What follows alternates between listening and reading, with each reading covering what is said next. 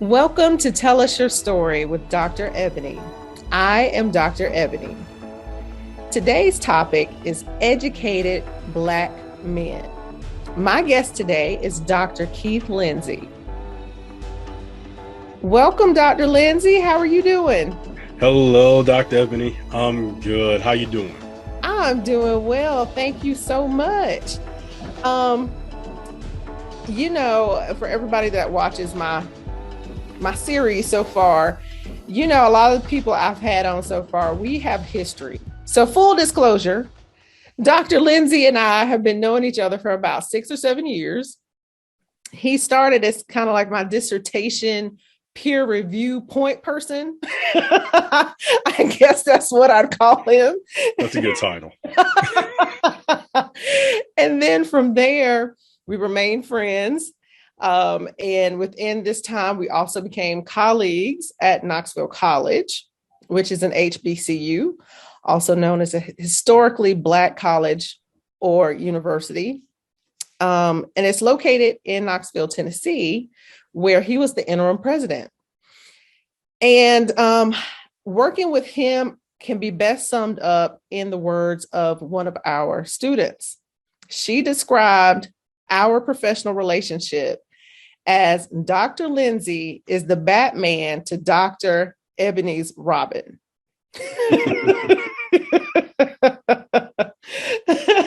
Too kind. Right. I was a little upset I was Robin, but that's a whole nother issue. Yeah, I'll get you back, girl. Okay, I have 2 quick starter questions for you. First is, what do you prefer to be referred to as? Black, African American, or a person of color? All three of those have very different meanings. For me, I consider myself a Black man living in America, but, overall, I'm an American, who happens to just have a different skin color. But I do consider myself to be Black because it is what I am. I consider myself to be an African American through my background and research. And I am a person of color because I am a person of color. So sometimes I think I script into all three, but and all three are sometimes interchangeable, but Black suffices. It works. Okay, that's good to know. Now, second, what do you prefer that I call you during this interview? Dr. Lindsay or Keith? We have known each other for so long. Mm-hmm. We have been through so much and through so many trenches. Usually I'll be like, my friends call me Keith. Mm-hmm. And so that is, where we are. Right. You are my friend. You say you guess you'll claim me as your friend? No guess about it. You are my friend, and I will fight for you anytime I need to. So you just let me know. Yes, and the feeling is mutual. And for those of you who are wondering why I would ask anyone that I've known for such a long time that question, well, it's simply an answer of respect. It is a simple gesture. And of course, since you're talking with somebody that has an earned educational title, you want to make sure that in a public forum, they are okay with what you call them. Because as Keith mentioned, we've been knowing each other so long. We have been in the trenches with each other. So he's Keith. And of course, since we share titles as both doctors, that's also another plus in our relationship. So as we're talking about the title of doctor earlier today, and when I say we, Keith and I were talking about it, we were referring to people misusing the title of doctor, especially when it comes to those that have been awarded an honorary doctorate degree. So What is your thoughts on the title being used as doctor? Well, I think that it has different meanings, and I think that for one, to have an honorary degree is truly a memorial, an event to be memorialized. Because it is an honor, for an institution to grant, such an award on that honorary basis. However, it is honorary at most.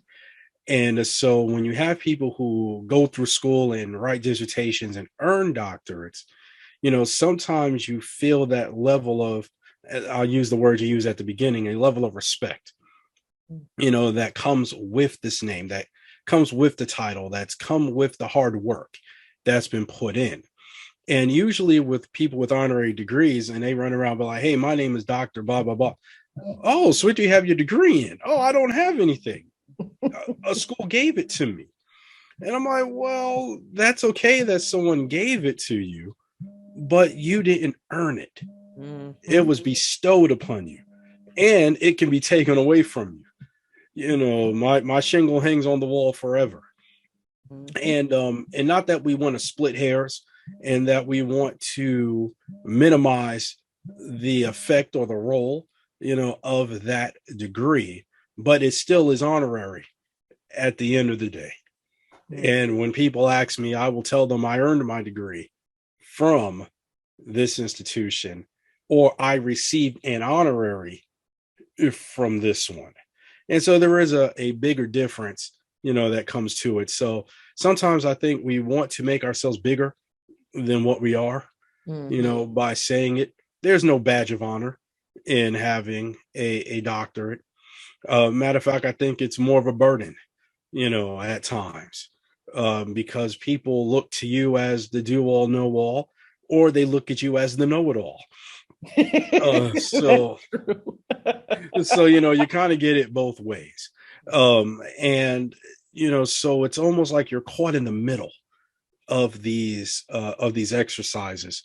And then they kind of look at you and they be like, oh, you're a doctor, blah, blah, blah. Oh, you think you're better than me. No, I'm no better than you. I am still me. It's almost like I tell people all the time, these things don't make me, neither do I make them.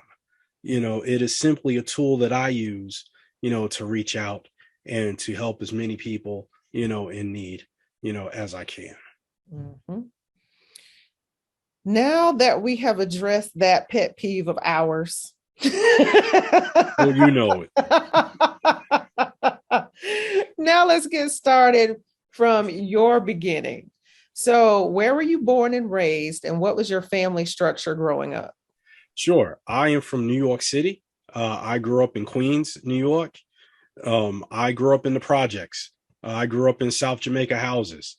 We affectionately call it 40 projects. Born and raised. Grew up with my mom and dad. I have a sister, and that was the unit, that I lived in growing up. And so, growing up in the projects of New York and just growing up in New York City in general, it's a rough place. And it toughens you. It gives you a lot of resolve, a lot of willpower. And at the end of the day, it gives you a very a different set of skin, if I might, say that. It's a city where we bump into all different nationalities and creeds and races and religions, and we all find a way to blend together and work together at the end of the day. I remember, going to school in the morning on a subway, and I could see a person who worked on Wall Street, a person who worked on Lexington Avenue. I sat next to a janitor and a cook, but we're all standing shoulder by shoulder, going to different destinations. It is wonderful to see a Korean and a Chinese and a Dominican and all different nationalities and all different nationality of newspapers, just being on a subway. And it was interesting because I look at some things, I'm like, I don't know what that is, because they're all just like characters. And it's like, I can't I have no idea.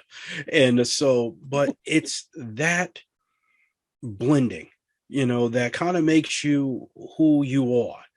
And so even for me, for people who, look at that internal, background, I think it's what's always driven me to not always take no for an answer, to always try to break walls and bust down doors for achievement and opportunity, because I knew that growing up in my neighborhood, we had to, favor didn't fortune those who sat down. It really mattered to get up and move and try to chart your own path. And so it really gave, me a lot of that determination. And yeah, it kind of makes me, who I am, but always remembering, to give back. Mm-hmm. Now, growing up in your family unit, was education stressed? It was, it was stressed by my mom in particular. My parents were only high school graduates. And my mom grew up in North Carolina in the 1940s and 1950s. So you could see how the state of her world was, back in that point when she migrated to New York back in the 60s. That is, where she resided with her sisters. There were 9 of them. So 3 or 4 of her sisters went north, and and my mom always encouraged me, about education. She always encouraged me to do better and to be better, and to use that education to not stay in where I was, but to always use as a platform to do better. And so I think it was that sense of pride, but also that sense of encouragement, that kept me going. And I really believe that it was that encouragement that got me through and over, a lot of my academic hurdles. Gotcha. So tell us about your educational journey, starting with high school. Start high school. So I attended Northeastern Academy, and that is a private Christian school that was located in Upper Manhattan. So every day when I went to school, I had about a 2-hour commute from Queens to Manhattan. I grew up in Southeast Queens. I went to school in Upper Manhattan, West 215th Street. There are only 230 odd streets in Manhattan. So you can see how far up, we were in the tip of Manhattan, in the Inwood community, of Manhattan. From there, I attended my HBCU, Oakwood College, now Oakwood University, in Huntsville, Alabama. And so when I got ready to start school, I didn't really know what I wanted to major. My mom wanted me to be a preacher. One of my other friends wanted me to be a musician because I'm a singer. Mm-hmm. And I thought about, well, I like science. And as I was going through school, I had to decide, do I want to be a starving artist? Is my heart really, I was like, do I really have the lifestyle to be a preacher? And I was like, I may not be about that life.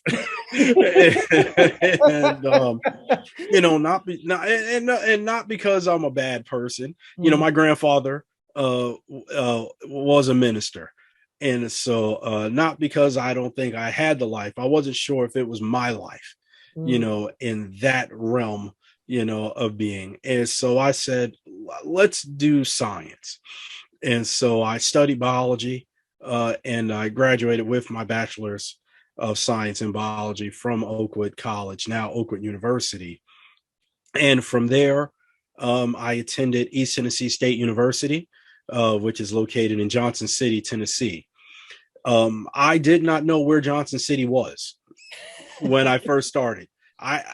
They had a recruitment booth, and I never forget, it was the recruiter was a Black woman, and her name was Sonia Jackson.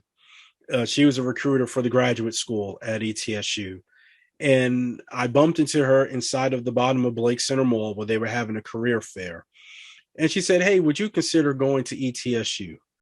And I said, where is ETSU? And she said, Johnson City, Tennessee. And I said, where is Johnson City? She said, it's north of Knoxville. I said, where is Knoxville? I knew nothing about that geography, and so I wound up going to ETSU on an assistantship. And I decided to study public health. One thing about Oakwood, it was really big on the medical profession, getting people into dentistry, getting people into med school. We ranked very high, in the nation. And when I looked about what I wanted to do career wise, I wasn't sure if I wanted to be, it's almost back to where I was at the beginning before I started school. I didn't know if I wanted to be a doctor. I didn't know what I wanted to do.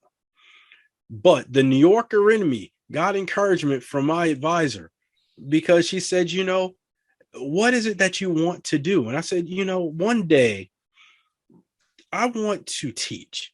I enjoy talking and interacting with people. Maybe one day I'll teach. And my advisor looked at me and she said, well, that's a good thing, because it looks like that's about all you can do. Oh, wow. And I said, no problem. That's the challenge to me, to kick myself into gear and figure out what it is that I wanted to do. So when I went to ETSU, I studied environmental and public health while I was there, and graduated with my master's degree in public health. From there, I took 10 years off from school, educational wise. I took some time off. And back in about 2010, I felt the itch to want to go back to school to earn my doctorate. And so I started that journey in 2010, accepted into Walden University in their public health doctoral program. And I started in June of 2011. And I specialized in community health because since 2001, even going back to early 2000, public health has always been my thing. And just being able to go out and talk to people about health and talk to people in the community about how to better their health, I found to be so important. And so I said, what better way to do that than to get this earned degree in this and continue that work as an expert in community health education and promotion. So my, specialization is in community health education and promotion. So if there's something you want promoted, I'm your man, and no matter what it is, that is what I wanted to do. Because in between those 10 years, I worked for the state of Tennessee.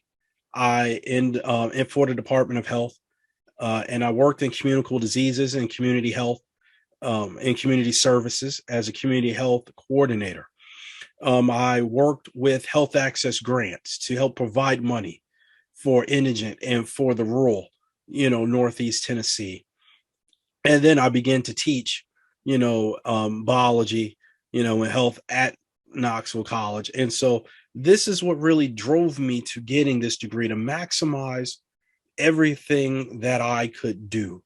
And so when August of 2014 came around and I got that final approval that I had passed, my dissertation had passed the rigors of the writing and passed my oral, defense, I knew at that point, I had arrived. And that was August 24th, 2014. So that 3-year journey, to earn that doctorate and was remarkable. So that's kind of my path, to how I got to where I am, right now.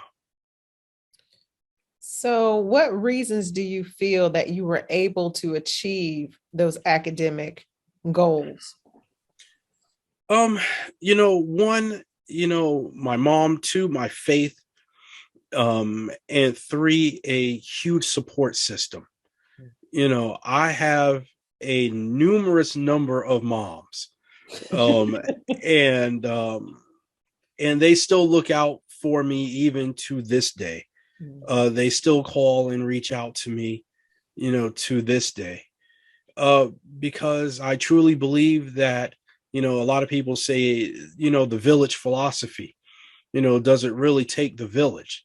And that answer is yes, because my mom didn't know where to direct me for scholarships or those different things. So she called up my mom, and my other mom came and took me to the library. And we spent time digging through books. My other mom would feed me. My other mom would encourage me, and so it was always, someone having that presence. Then I had, my other dads, that would come and talk to me and pull me aside and be like, hey, don't give up. Hey, you could do this, and keeping that encouragement, alive. And so, yes, I think when you look at the summation of all of those things, it puts it into a very nice package. A nice package where, as you start to unwrap it and as you start to go through the layers of what you would see in expectation, my success is not because of what I was able to do on my own. My success is partially, I would say 3/4, more of the support that was around me, the faith that had to sustain me, because I had some challenges, going through graduate school, especially working on my master's degree. There were a lot of challenges, that came about. But I felt that faith, and I felt the hand of God directing and moving and sustaining. And sometimes God uses ordinary people to do extraordinary things. And so I'm just fortunate to have extraordinary people, to be around me and to be that arc of support, when you need it. And so, yeah, it does provide that avenue for you, but it also provides you a road to travel. And it's really a matter of, do you have that internal fortitude, to traverse this road through all the obstacles, the ups and downs, the potholes, the dead ends, the one-way streets, all of the things that might come in your way to stand as an impediment. But at the same time, to know you have that presence of mind to stand. And not just stand, but stand strong, right? Knowing that you can make it because that you have all of these influences that surround you and encompass you. So having those mentors, those extraordinary, extra parental figures, in my life, is really what helped me get to where I am. So after earning your PhD, was going into collegiate administration on your list of things to do? Yes. Okay. Funny story. When I first started working on my doctorate, the question was asked of me, what is it that you want to do with this degree? And I said, I don't know. Maybe one day I'd like to become a president of a college. Didn't really give it much more thought besides that. Already in that teaching mode, it's like, yeah, maybe one day I'll become a college president. And who would have thought that, 3 years after earning that degree, that call, would come. Mm-hmm. So, built for you. Yes. So how did you get that call to be the interim president of KC? Well, it was funny because being on faculty at KC, I had a tremendous wealth of experience with engaging students and seeing how things were. And at that time, Knoxville College was taking very much a downslide, and to the point where they actually stopped offering classes. And they had to figure out how they wanted to come back. And so I consulted with them back in, March of 2016 about some things about how they would be able to come back. And then they invited me to join their academic committee because being a professor there, They wanted to see, well, you already teach here. How can we do this? And so I really helped them develop the programs and write syllabi to get this program up and running. And then in about April and May of 17, I got a call that was like, hey, Keith, would you mind sending me your resume? And I didn't know what it was for. I was like, sure, I'll send you my resume. And it turned to find out that they were looking for someone to fill the role as an interim president to help get the school rebranded and reopened. And so that is how I got to that role, not expecting it, not at all. And so I found it to be a very a humbling experience to even be asked to submit your credentials to be in that role. I don't think a lot of them read my resume. Well, I really didn't even send them my resume. I sent them my CV, for the academic, side of the world. I sent that CV and just said, hey, this is who I am, and whether or not, it'd be good enough, would tell that, time would tell. So this is a two-part question. So how would you describe being the interim president of a non-accredited HBCU? Challenging. I find it very challenging because a lot of the relationships that I wanted to build, and I mean, not that Keith knows a lot of people, but I went back to some of the connections that I had and said, hey, I need you guys to help me, with this. And they said, look, we can help you, but because you're not accredited, it provides a issue with us. We don't want to affect our, accreditation by having to do X, Y, or Z.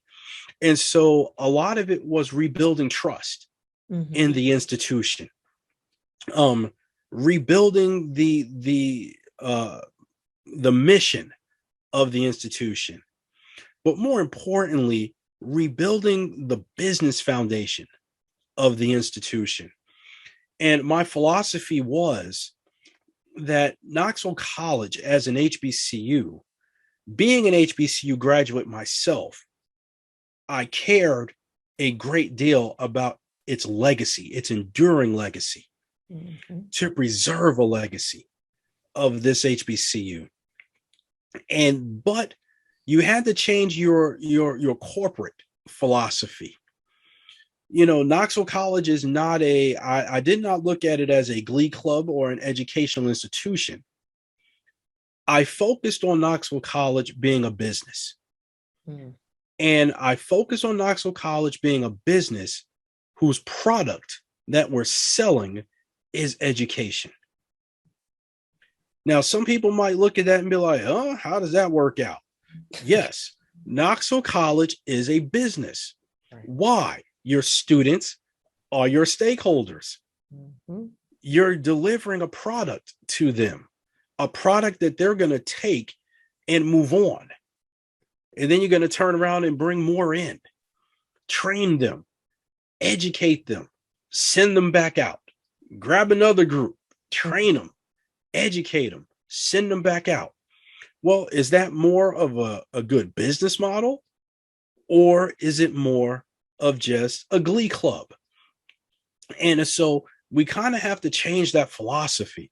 And so I started to evolve that philosophy to give the college a better business sense. And with the college being unaccredited, it's even more important that you maintain that business acumen, because you have to show people that it is not quote unquote business as usual.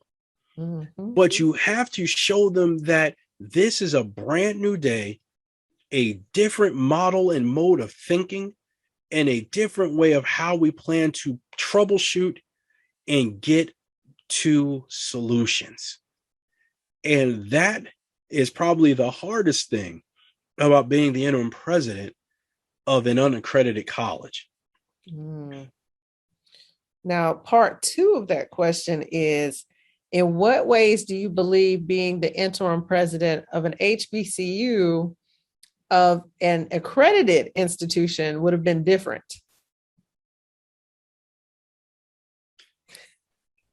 Money. Yes. Yes. You know, accreditation is a lifeline, but accreditation is also a pipeline. It is a pipeline to money, resources, opportunity. You just go down the line. And especially with, this HBCU grant money, this CARES Act money, all of these different programs that are out there.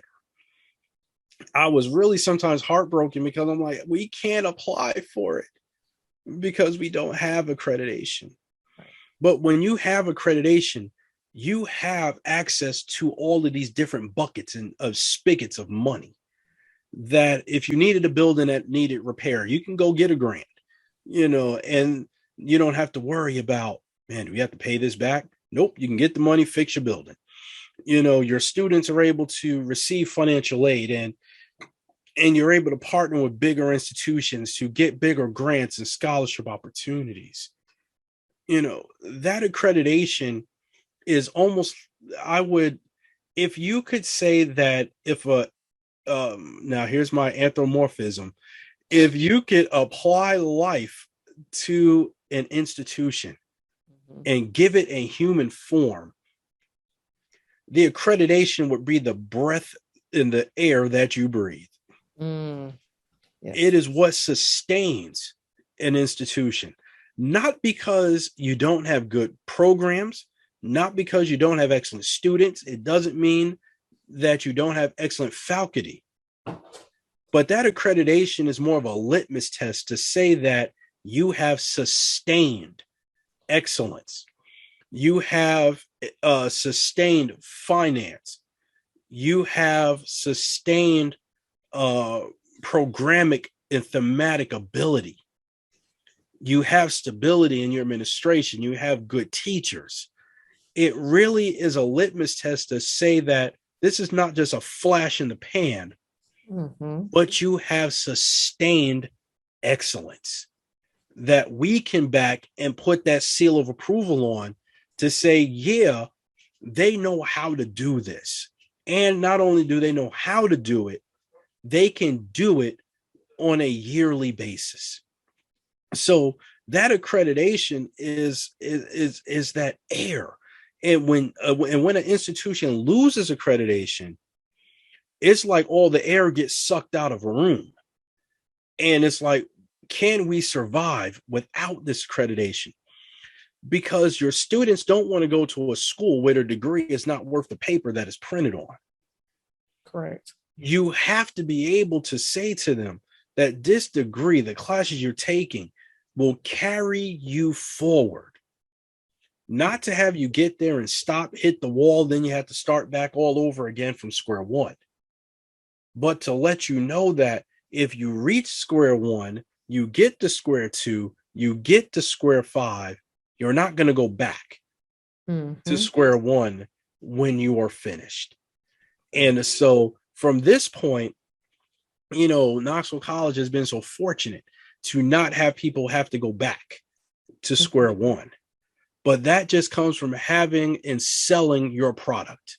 I remember when Knoxville College first got restarted, I had to go before the Tennessee Higher Education Commission and talk about why Knoxville College was important to this state educational community, to the educational community in our country as a whole.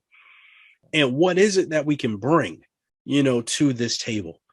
The accreditation, it takes away some of that stress, but you still have to show you have the ability to competently have good finances, have good administration, have students get into your programs, have students graduate your programs. So being accredited doesn't mean you get to sit back and throw your feet, up and relax. Right. you still have to work equally as hard to keep it than the day that you first received it.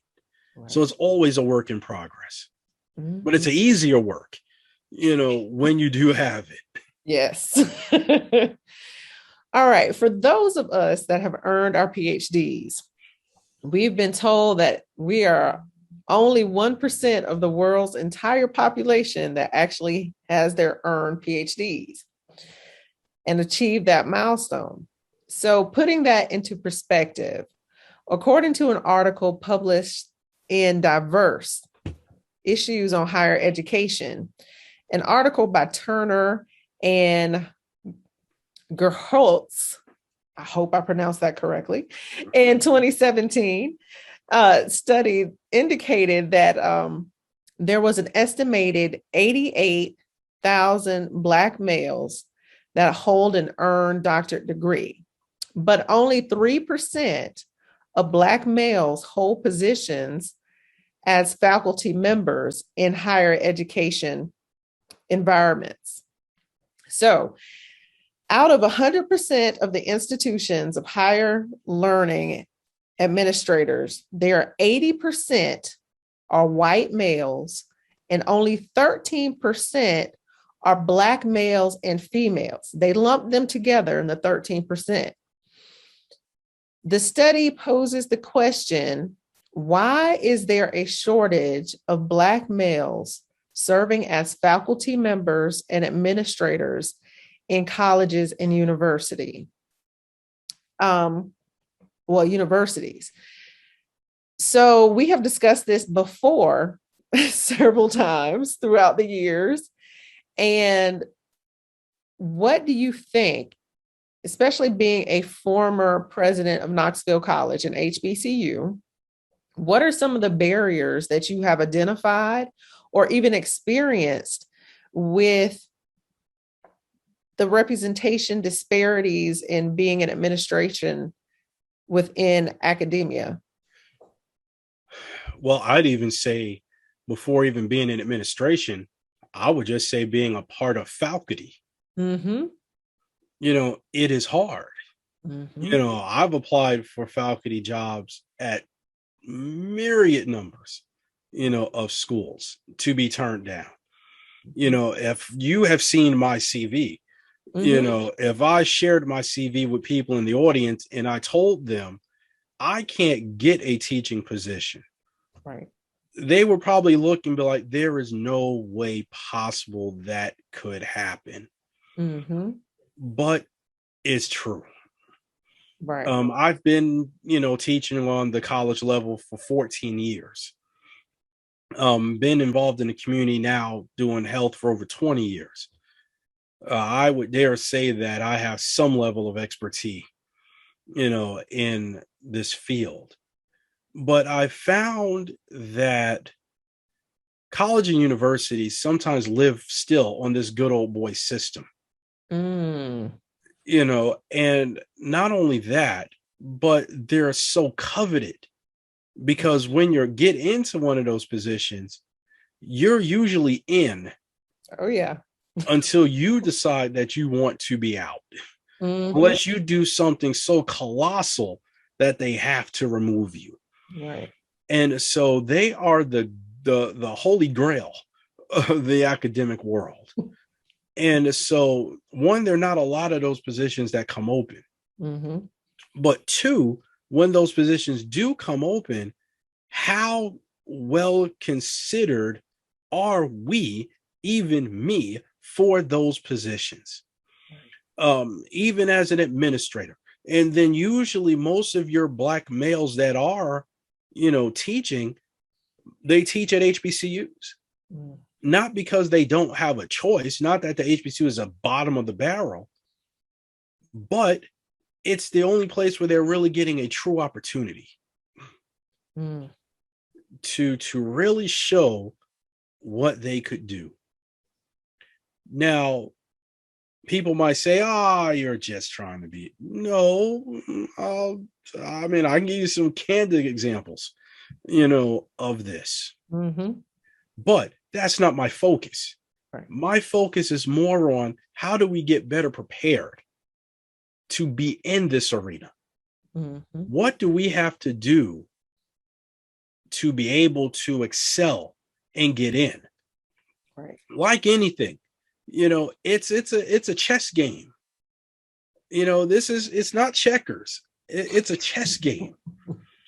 And sometimes you make a move, but you've got to think 3 or 4 moves ahead. Mhm. So even then, you have to think, how polished is my resume? Right. Do I got gaps in it? Do I have something that might identify me that to not, get in here? Mhm. But the low representation is not because you don't have the talented people out there. It's just that how often are we given the opportunity? Mhm. Not because we're not qualified, but who wants to give us an opportunity to get into that arena to show what we can do? And so that's where you sometimes face a lot of that rub.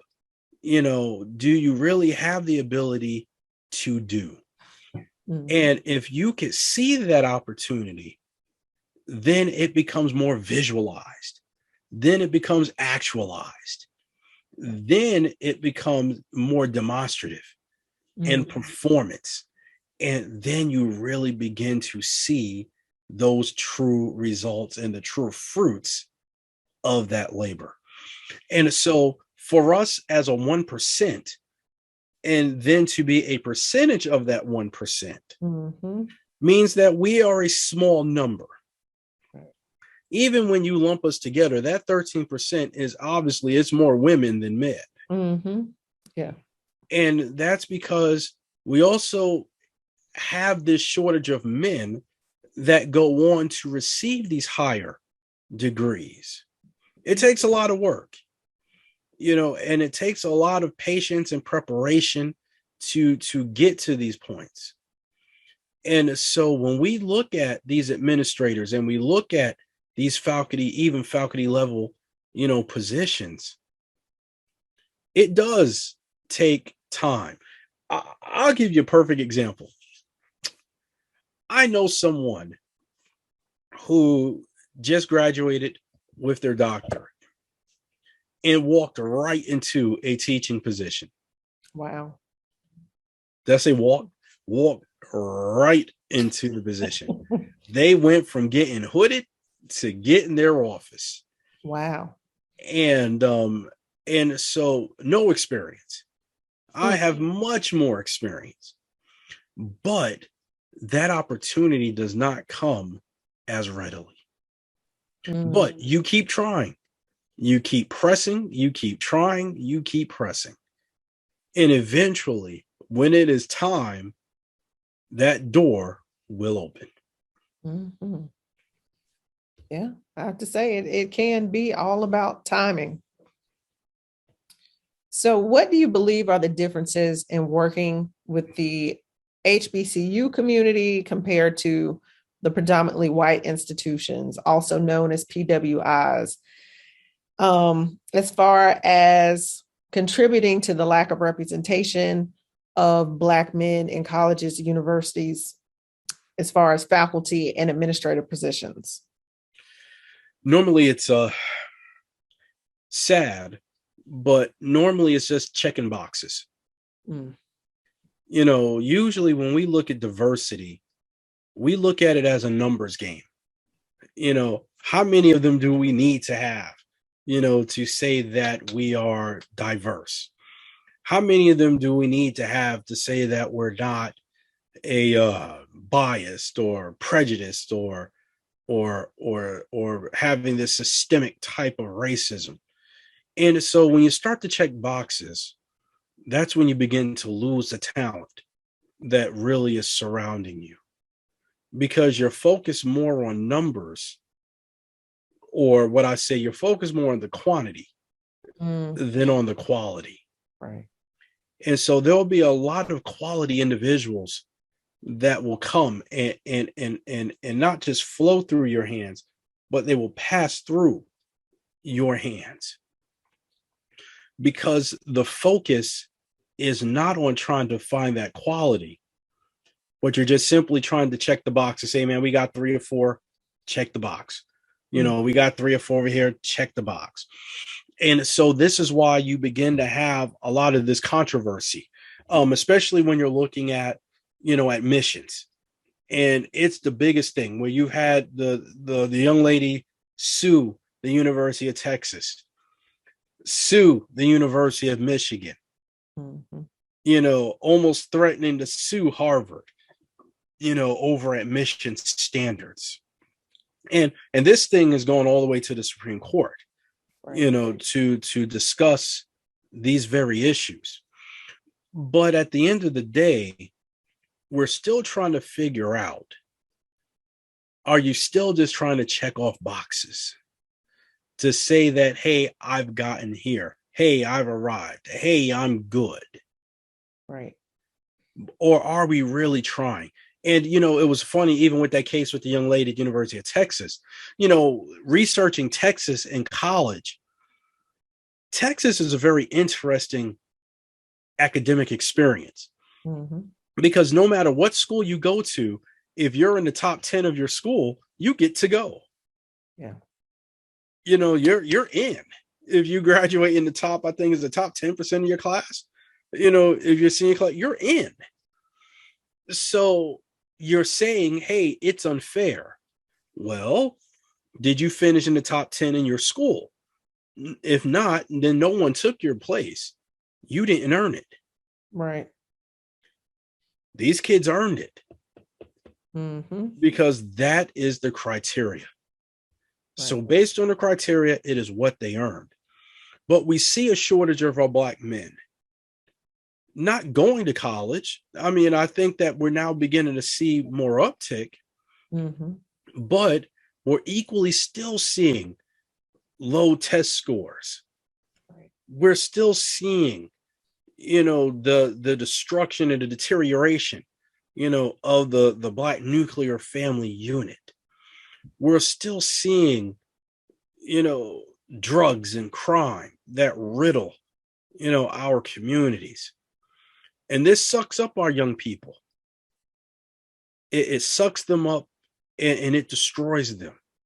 Even here in Knoxville, I mean, we've had teens that are, instead of having fun going to movies and hanging out, playing sports or playing video games, they're out killing people. Teenagers, 14, 15, 16, 17. They're killing people. But what does that do? It means that their lives are over at that age. They will spend the next 40, 50, 60 years to never see the light of day as a free person, if ever, at the age of 14, 15. And so this is the challenge that we have for our young Black men, to not become victims of their environment, to not become products of their environment.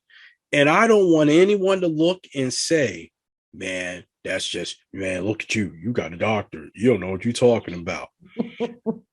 I want you to hear my words very clearly. Just like Chris Tucker, when he said, do you understand the words that are coming out of my mouth? I want you to understand this with as much clarity, with as much discernment, with as much, I just want you to hear these words. I grew up in one of the roughest projects of New York City. You do not have to become a product of your environment.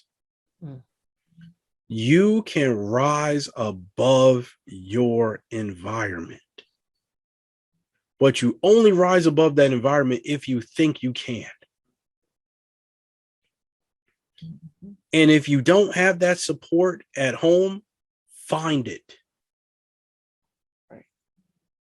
Find it. there are people out here who are willing to give of their time to support you. Mm-hmm. There are people who are willing to step aside from their day to support you.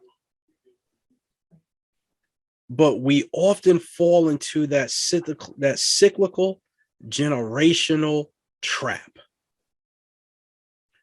This is what my daddy did. This is what my mama did. This is what my granddaddy did. This is what I have to do.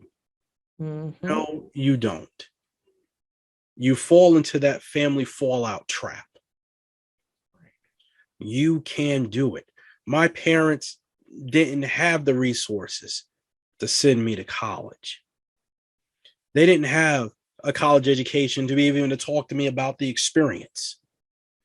So my first day in college, leaving New York City from Port Authority on a Greyhound bus to Huntsville, Alabama with a duffel bag to experience my first day of college was a life-changing experience.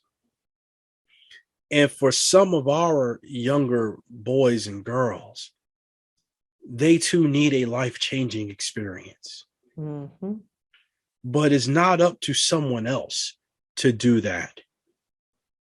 That rests with the person whose reflection I see in the mirror. Right. It is up to me to do my little part. And I think that if we all decided in our hearts to say, what little can I do? You know, little things mean a lot. You know, that was a Boys to Men, you know, when it said little things mean a lot. Appreciate the things that you love. And if we love our people, if we love our children, if we want to leave and build legacy, it starts with us not leaving them behind. Right. And sometimes we live under this notion that, look, I got mine, you get yours. True. Yeah. That is what it is. Mm-hmm. We don't leave behind a legacy. We only worry about me. Mm. If I can achieve this, then you get your own. But you forget that people helped you along the way. You didn't get there by yourself. So why would you leave this next generation by themselves? And we often talk a good game. Oh, we got this program here. Oh, we need this program there. It's not the program that the kids need. They need to see people who care about them. Mm-hmm. And who care about their future. That is the foundation of our HBCUs. It was founded on that bedrock principle of caring for those who did not know how to care for themselves. Mm-hmm. Those were those slaves. Those were those slaves' children who did not know a different way to go. The mission of our HBCUs, they were there to educate slaves and their descendants post-Reconstruction. Right. And they still hold that purpose today. Mm. And so as we look at our kids and we try to figure out what do we do for them, I look no further than looking at my own son. Mm-hmm. And figure out and try to figure what is the legacy that I want to leave for him? What lessons do I want to impart to him while I am able to walk on this earth? Because I know that one day my eyes will close and he will be here still. But what knowledge do I impart along the way to make his journey not more comfortable, not easier, but more sustainable? And that is really the biggest lesson that when we look at our young people is really what we lose. Can't throw money at problems. Can't throw programs at problems. Nope. As we can see, programs don't solve problems. because our kids are still going to jail. We're still dealing drugs. We're still joining gangs because we're missing this. We're missing this familial presence. And so instead of becoming the familial presence, we put on a mask. And we put on the mask of, if I have this group here that works with kids, then I've done my part. If I wear the mask over here and I help these kids with some learning how to be good STEM kids, then I've done my part. But how do we stop the overarching problem in our community that poisons the very well of our existence and that taints the souls of our young people? That's a whole nother conversation, that we can have. Yes, it is. It truly is. Yes, you are right. So staying with this conversation, and we're getting close to the end. In fact, you answered some of my questions without me even telling you. Oh. All right, find one I didn't answer. So, all right, we're coming to the end, and you haven't answered these. I promise you haven't.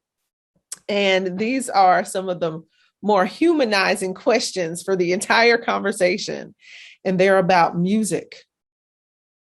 So I figured you would enjoy that.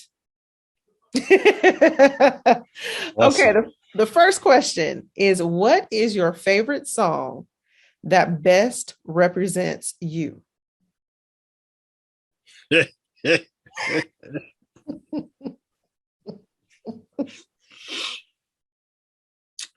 The best song,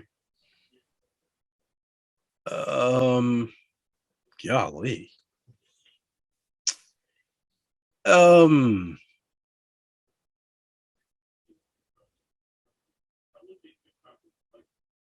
The best song.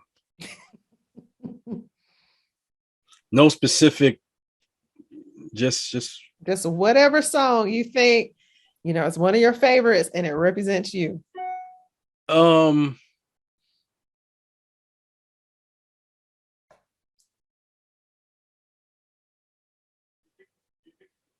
I would probably say, a lot of people always compared me to the guy from Boyz II Men. Okay. And I'm gonna go into my Boyz II Men throwback. Oh gosh, that's a loaded question. What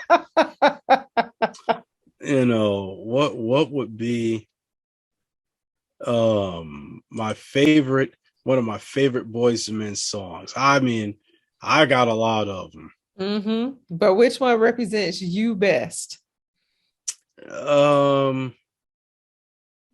I would say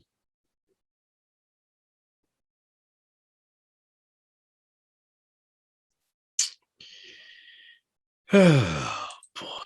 Because I have an idea. I mean, I think your wife would be end of the road because you didn't mention her as a support system earlier, but that Oh no, I mean, look, well, you know what, and I'll say this, a lot of that, well, no, that's a whole different conversation too. I would probably say thank you in advance. Okay. From Boyz II Men. All right. Because one of the best parts in that song is, when they're singing, it says, girl, it might sound crazy because we just met, but I thank you in advance. And even for a lot of the things that we go through, it's a lot of thank you in advance.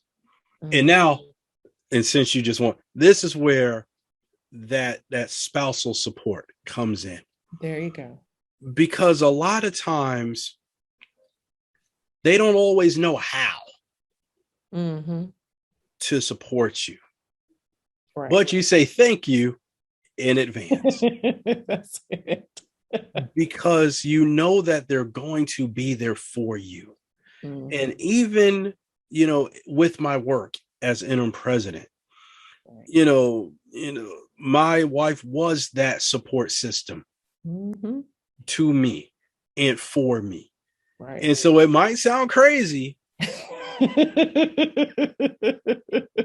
but I thank you in advance. Okay. Because when I got started with this, no one had no idea what they were getting pulled into. Right. Because even when I called you, I thanked you in advance. Yes. I did I not? You did. You did. I thanked you in advance Yep. for coming to my aid. Mm-hmm. And even, with my wife, even with Charlene coming to my aid, to thank her in advance, because we would not know what we had to go through. Right. But the journey that we went through was so much fun. Mm-hmm. And so that's why, when you look at that support system and trying to find that right song, I would say it might sound crazy, but I thank you in advance. And then if I had to pick my song 1A. No, we're not doing the extra song. Well, you got another song. I got one more question for you. Oh, man. Got one more question that is another song. Oh, okay. We gotta stick with this one. Okay, so no 1A. All right, that's no 1A. We're not doing that right now. Okay. So the second question is, what song do you believe represents educated Black men in American society?